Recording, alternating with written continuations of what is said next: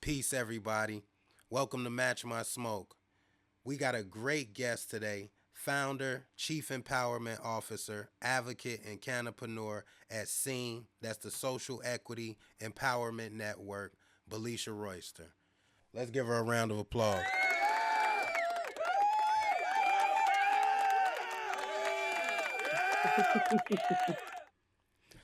How's it going, Belicia? How you been? I'm great. It's going well. Thank you for having me today. That's great. That's How are great. you? Now, on this show, we get right into it. We get right into it. And we want to ask some questions. So, I see the uniqueness in the CEO. You put a spin on it, Chief Empowerment Officer. What does that mean to you, and what does that mean? It's exactly that, empowering others. Seen, as you know, is the Social Equity Empowerment Network. And so it was born and bred to empower minorities and independent owners in the cannabis space. And so, as the Chief Empowerment Officer, I take a personal position, and it's a personal passion of mine to empower those that look like me in this industry. Now, we hop right into some deep stuff, but I want to scale back a little bit to find out more who you are. So, you know, Belicia runs an organization called Scene. Can you tell us and break down Scene? You mentioned it there, but can you break down the mission of Scene and a little bit of where you come from? Absolutely. So I come from the south side of Chicago, hence the Chicago flag with the marijuana. So I want to make sure that I'm branding Chi-Town and cannabis and all of our Chicago brands and Illinois brands and Black brands within this space. I started this journey as a applicant and put in an application, realized that there were some injustices that we were unaware of or didn't think that was going to plague this particular industry. I think a lot of us were green, pun intended, to just how hard it would be. And as a result of becoming an applicant and realizing that those issues plagued us, I became an advocate fastly, quickly. And that's when SEEN was born. SEEN, again, stands for the Social Equity Empowerment Network. And it became a buzzword, but my personal thing now and mission is to continue to push equity and empower equity, because ultimately it's more than a buzzword for us. This is our pathway to economic freedom, to wrong some of the harms that the war on drugs has proposed on our communities and communities that look like us that have been disenfranchised by the war on drugs. And so, seen as a result of it, now is in 7 states. We have a presence not only in Illinois, where we were born, but we're also in New York. We're in California. We're in Michigan, Missouri. We're soon to be in Mississippi, but we also have a presence in Virginia and Tennessee. So we welcome everybody to be a part of it. If you're interested in this industry and just need help navigating, we provide resources for new business owners and entrepreneurs. We have a network where we are essentially creating ecosystem within ourselves. And so as the empowerment network, that's exactly what we're here to do by education, collaboration, and motivation. Belicia, that was a lot. You moving around. That was a lot that you just loaded there. If everybody needs to catch that, you might need to take the notepad out, but definitely seen as moving around trying to educate and empower people. Now, just for reference, how long have you been in the industry and where does the passion come from? Absolutely. So I've been in the industry since about 2017, but for real, since about 1995, just being being a connoisseur. But I started this journey in 2017, and in 2018, Scene was born. And then, explain to us, and we asked some other guests on the show, but what has social equity in this time in this space meant to you? Well, for me, social equity, as I mentioned, was a pathway for someone like me growing up on the south side of Chicago, um, to actually be involved in the industry that I feel like my people built and were previously punished for being a part of. And so now that it was legitimized and legalized, I feel like we were ultimately being ostracized out of the industry. And so equity and being a part of this industry meant for us to be able to have a seat at the table. Now, we wanted to ask, what is equity based trade association? What is that for the people, just to understand and to get more clarity? Absolutely. It's about equity, social equity, independent, minority, BIPOC, meaning Black, Indigenous people, and supporting those businesses and entrepreneurs in the space. So when I say I'm empowering equity, I'm empowering those that look like me and or that were disenfranchised by the war on drugs, meaning that you qualify for social equity. And what that definition was in the state of Illinois meant that you either had a marijuana case and or arrest, your immediate family had one, or you lived in a particular area that was considered a DIA, which is a disenfranchised area. And because of those circumstances, you qualify for social equity in Illinois.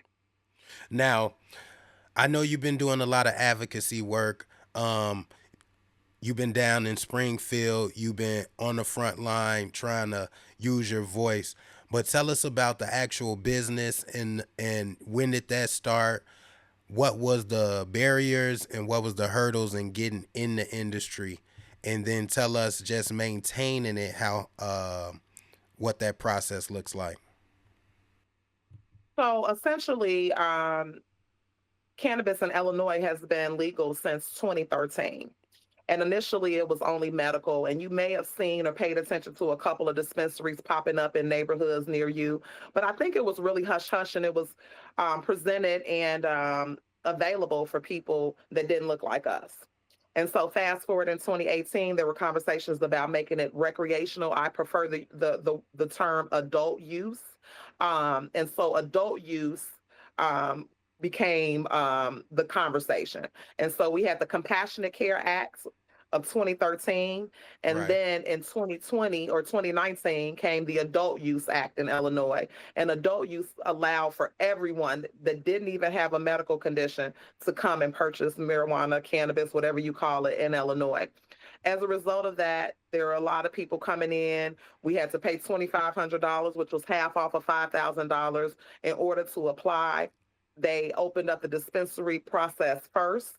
The dispensary applications went in 2019. And then from there, there were 75 licenses that were to become available. The results were 21 people ended up getting access to those 75 licenses.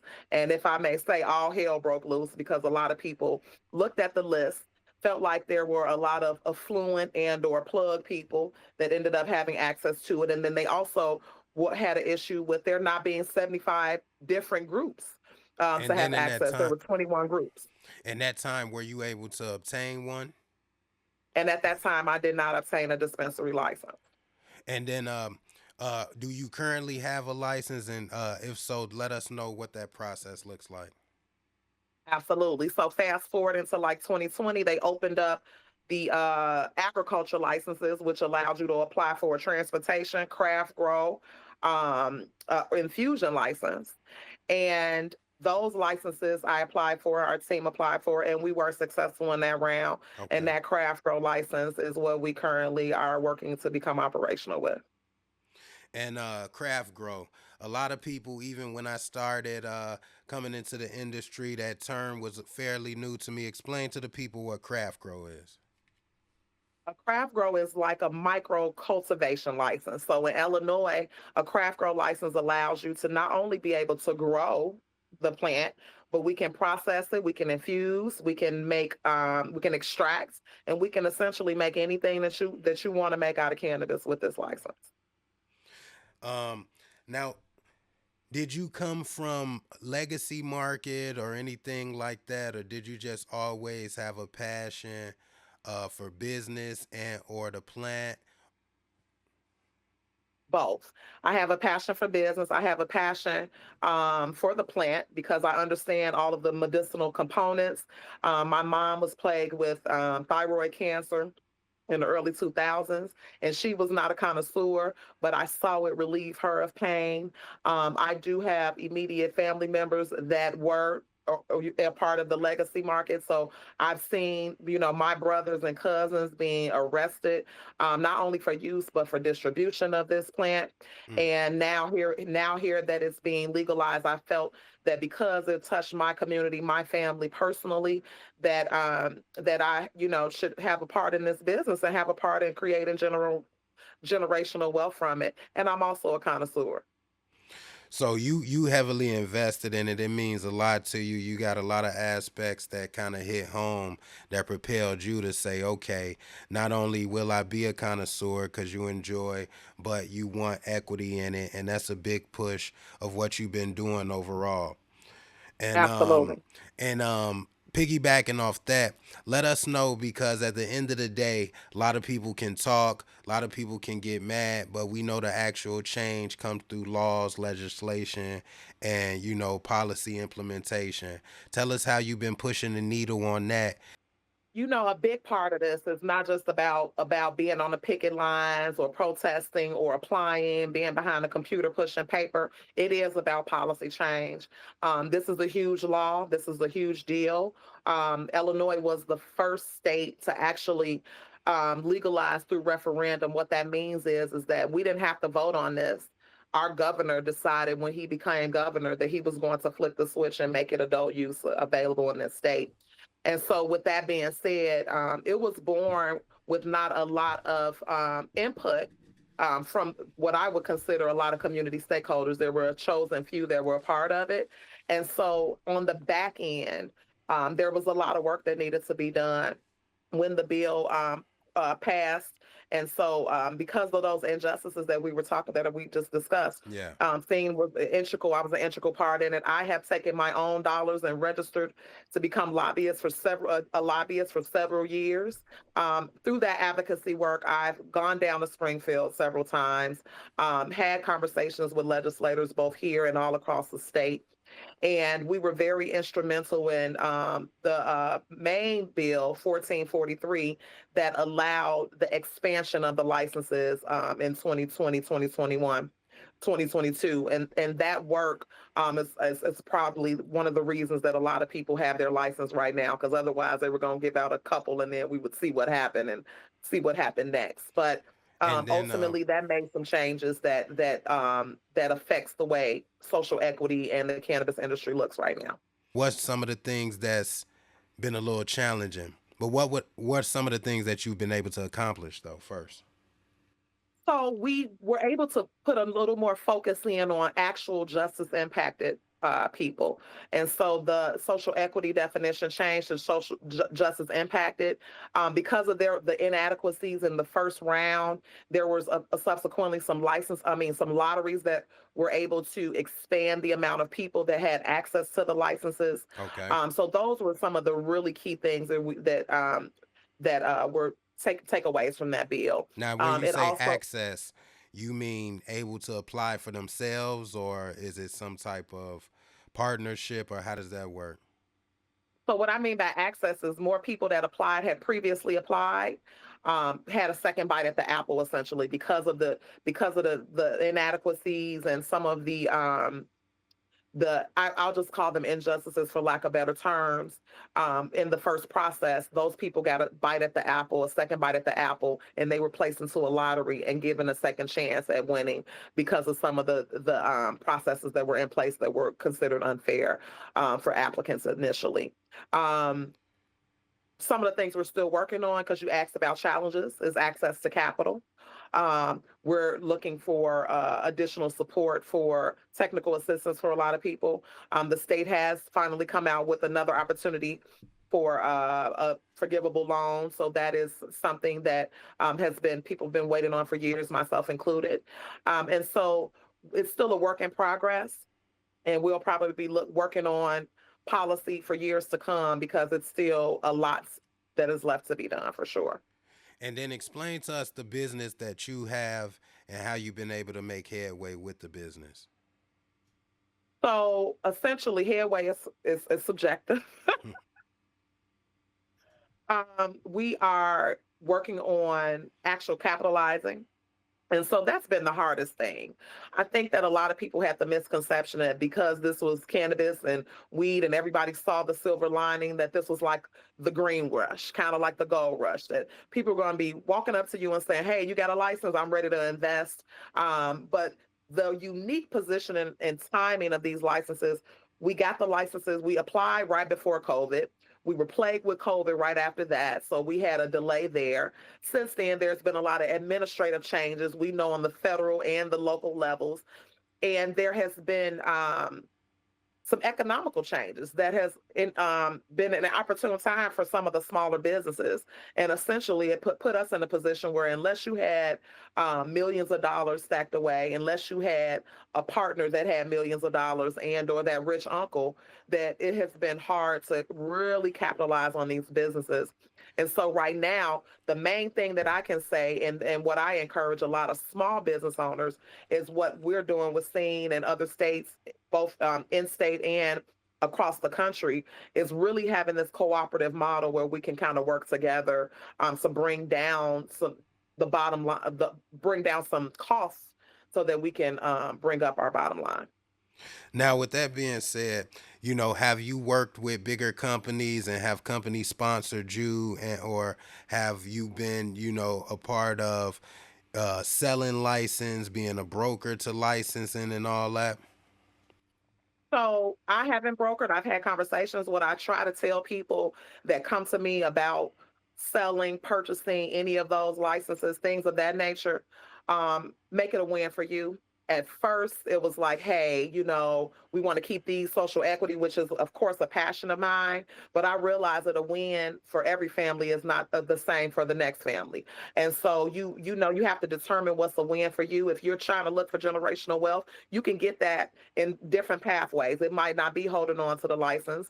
I hope that they can remain social equity, or at least the owners of these equity license will respect where they came from and still honor equity by at least hiring within these communities and keeping community engagement at the forefront. Is that But what's these are current? business decisions. These Have are you just seen? business decisions, you know. Sorry about that. Um, so as far as the brokering is concerned, that's where I stand on that. But I'm not a broker. As far as actually getting the licenses up, I say cooperative model. I think that ultimately, if you can build relationships from dispensary to craft grow, I think that that's super important. Early on, as an applicant for dispensary round, I was a part of one of the bigger companies' incubators. I think that the incubators came really early. I think that we found that now is the time when people are actually trying to become operational and the licenses are in hand, that's where the real support is needed, and I think that's lacking. But I have been a part of it. We do have some partnerships, but as far as them actually partnering, helping us stand up the businesses, there's been none of that. And explain a little bit more of the partnership and what aspects do they come in and help and have helped. So for me, like I said, it was premature. I think that they did shed a light in the application process.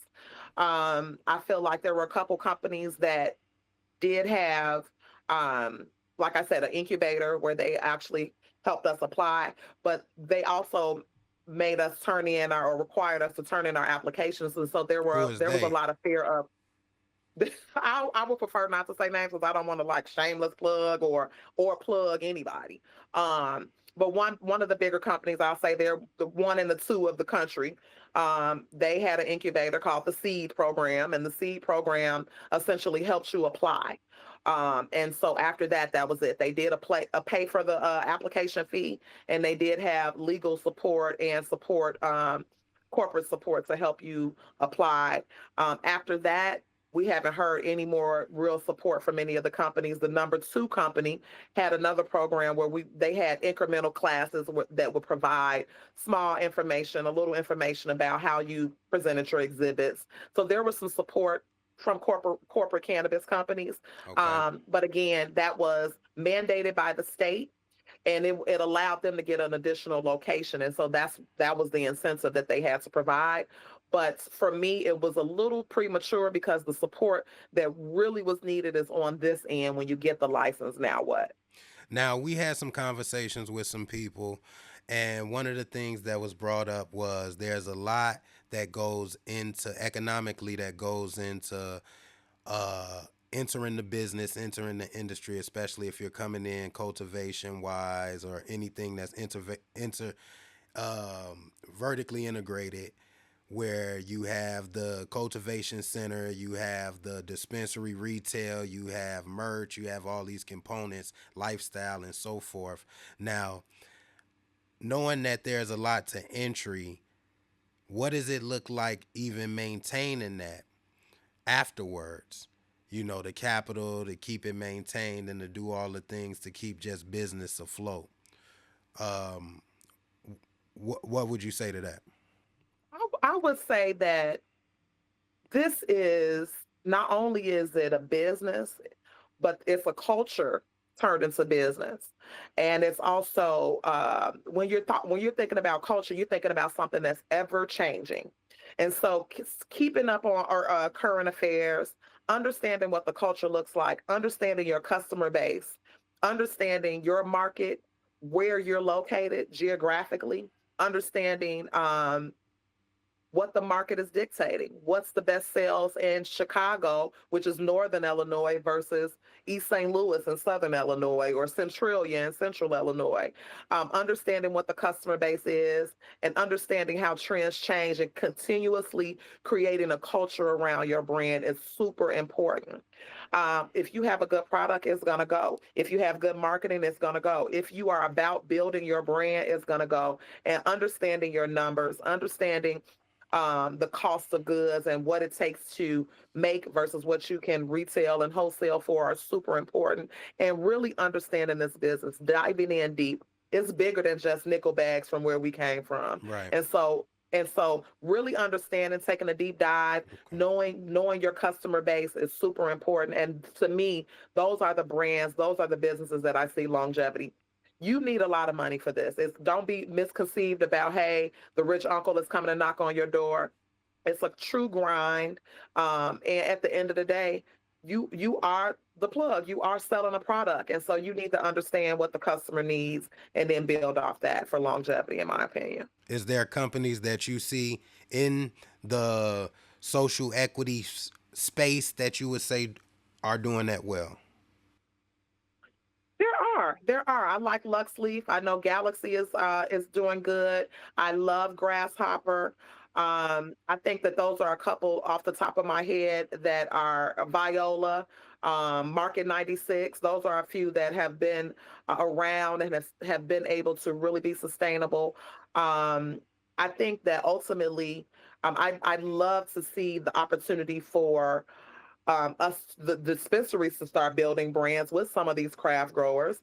I'd love to see more craft growers that are, especially true social equity, be able to get enough money and to come out with their own brands, or our own brands, so that we're able to really have a footprint. Right now, I think that the Illinois market is still a little vanilla.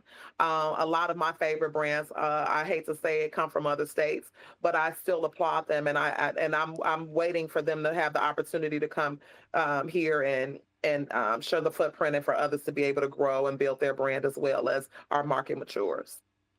Now, the foundation of scene is education. Is it based off getting into politics and things like that, or was that something that you was forced into,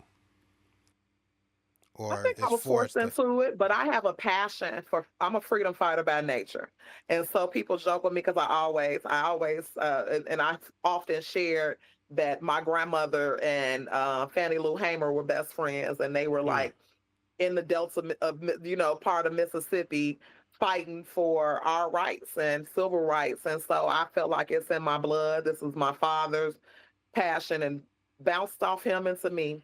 And so it's a passion of mine, to make sure that people that look like me are we're always the underdogs, and we're the ones that built the country. We're the ones that started this, this whole industry, and we're making millions of it. And I just feel like we're constantly robbed. We had the numbers game, that's now the lottery. We've had liquor that is now, liquor as we know it, or we were the bootleggers back then, and we had moonshine, and now it's, the alcohol industry. And now in my lifetime, here we are at the helm of another prohibitions. We're seeing change.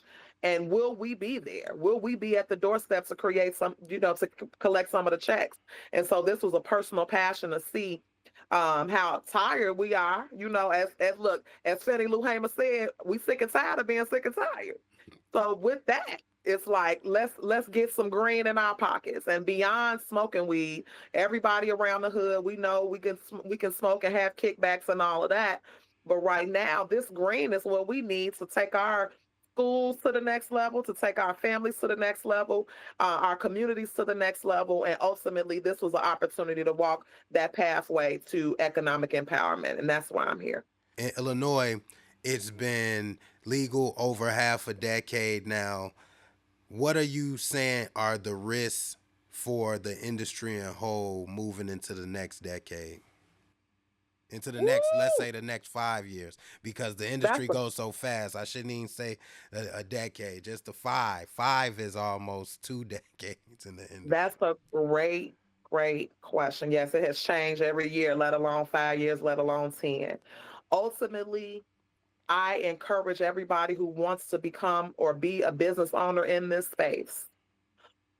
Two things. There's two pathways. There's licenses and there's services, ancillary services that can support the industry.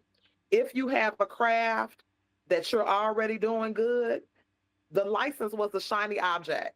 However, there are so many ways to make money, and I hate to be cliche, but in the gold rush, the people that had the picks and the shovels came out making millions. And so if there are disciplines, if there are industries, if there are skill sets that you already have, I say that you need to take that and create and fill a void that exists in this industry, and which the skill sets you already have without running and chasing a license. Um, the license path, I think that again, fill a void with how your brand. If there's something out there that there's not a SKU that you or a product that's not out there, fill a void. I feel like within your market, I feel like right now everybody's trying to do the same thing to get in. What's going to be sustainable is the people that are unique. That have been creative in creating their brands, their products, and or have just been marketing gurus. I feel like as a small business owner, now is your shot. Get in now, because as soon as it becomes federally legal, things will shift. And now we're looking at the corporate cannabis companies as the boogeyman or the big guys. The big guys will be big pharma, big agriculture. All of these big food companies will be the ones that are now the big guys. And we know they got millions of dollars to either buy up or put out of business. And that's really been the name of the game. And so ultimately, I encourage everybody to work as hard as possible to get their footprint now so that they are relevant and or you have an exit strategy when that time comes, because that's going to be a game changer when it becomes federally legal. Now, what have you been doing with the organization scene on a social outreach standpoint? Tell us about some of the projects that you've been taking on from there. Absolutely. So we do things all the time. We're active. We have partnerships with all the major conferences that we think have proven to be actually not necessarily relevant, but actually substantial for people. So we have Like who? partnerships with MJ Biz. We have partnerships with Black Cannabis Week as well as Black Cannabis Conference. We have partnerships with NECAN as well as I'm missing one, Benzinga as well. So those partnerships and we offer our members discounted rates and speaking opportunities we have access to as well. And just puts you in the room with not only other business owners, other service providers, potential capital and investors, and gurus or subject matter experts in the space, and just puts you in the room with the knowledge. And so that's something that I always encourage people to get involved in. And so that, from a social standpoint, has been huge in our networking capacity.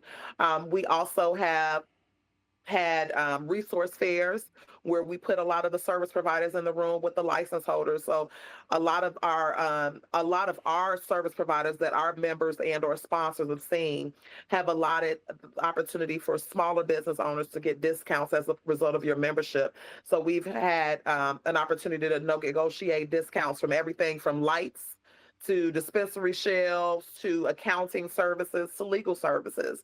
And so that's a ad.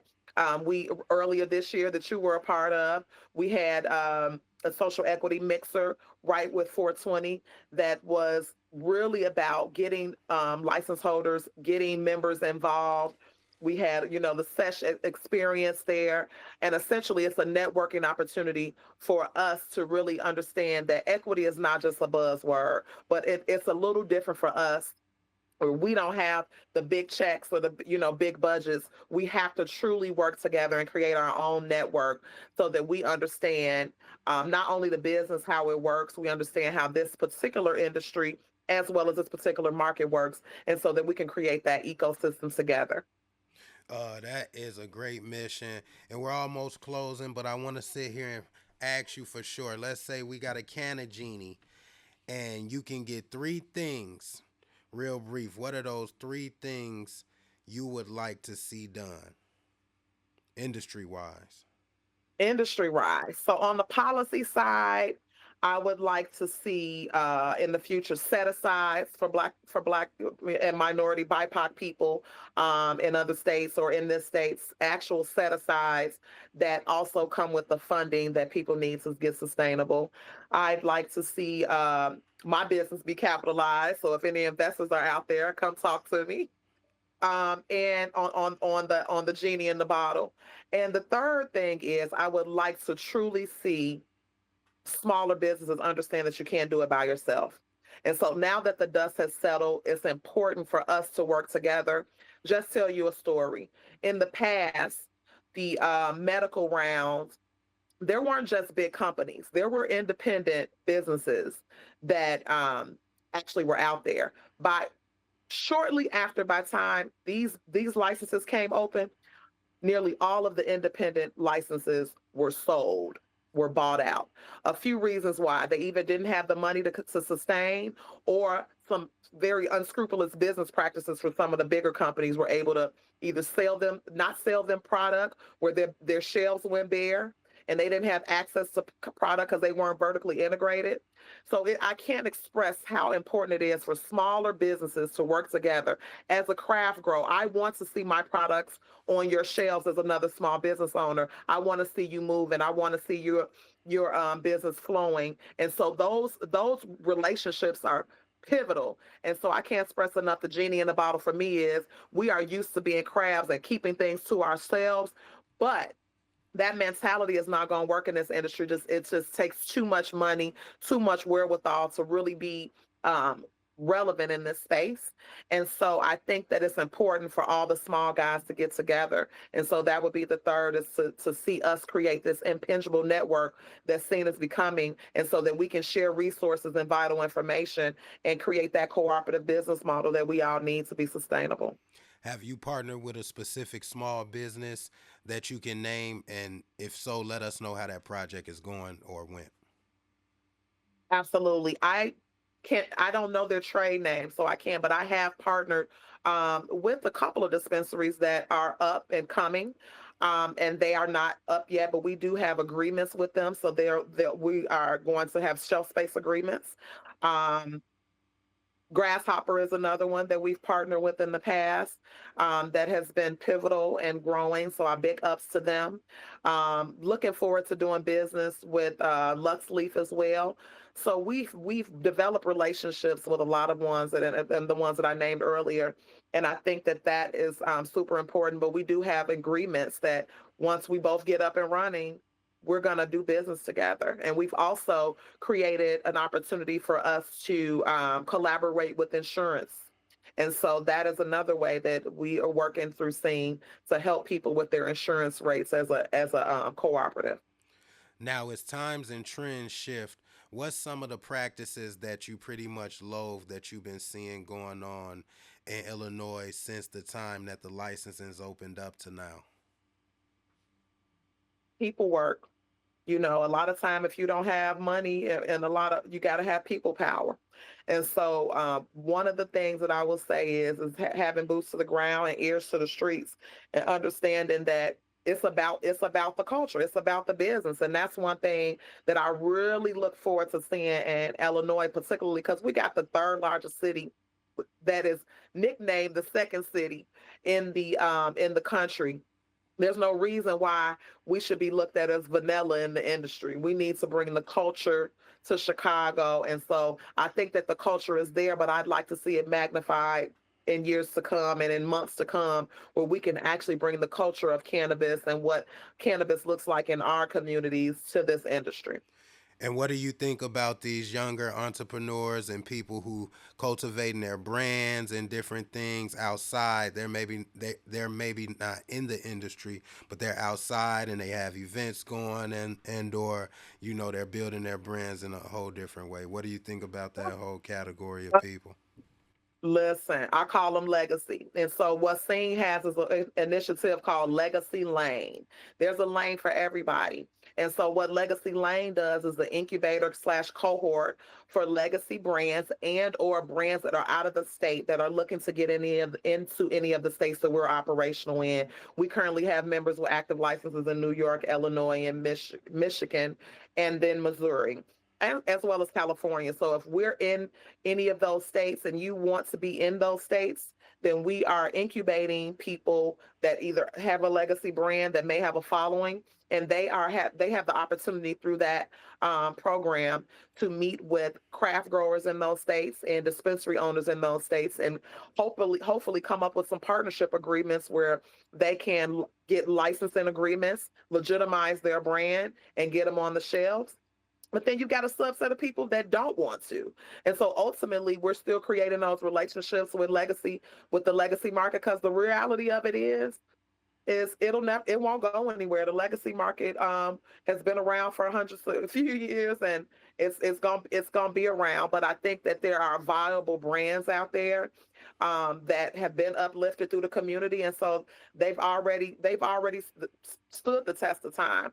I welcome any legacy brands that are interested in legitimizing to come holler at me. We do have Legacy Lane. I'm interested in collaborating with brands that have a proven track record in their communities and in the streets of Chicago and wherever you are. And if you're interested in being in the Illinois market, I'm interested in partnering.